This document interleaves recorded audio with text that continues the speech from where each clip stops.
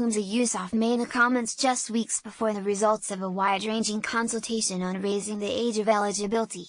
He said it was important to find a balance with the scheme and ensuring affordability, due to Scotland's aging population.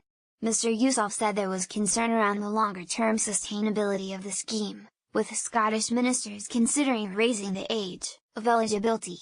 He added, "We know that we have an aging population, an aging demographic, as most of Western Europe does, and therefore we have to find a balance between making the scheme fair, realizing the benefits of it, and making it sustainable in the long term.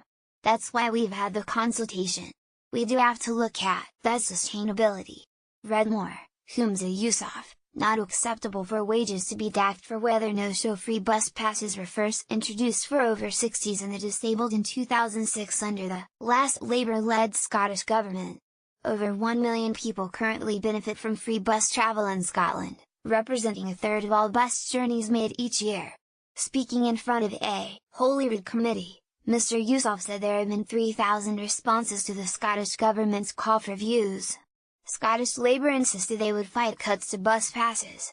Royal Economy spokesman, Colin Smith MSP said, a Labour-led government introduced a free bus pass, allowing older people, particularly those in rural areas, and disabled people the freedom to travel where they choose. We will fight the SNP's cuts to the bus pass. The SNP has already cut £10 million from the bus pass budget and launched a consultation on changing the age limit. Now Humza Yousaf seems content to freely admit the SNP plan to raise the age of eligibility for the bus pass. The number of bus users is already plummeting. Under the SNP, and raising the age of eligibility will simply cut that number further, leading to more and more services being axed. In its 2016 manifesto, the SNP promised that the bus pass would continue and said nothing about cutting it back. The SNP has absolutely no mandate to make these cuts. To do so would be a betrayal of voters' trust.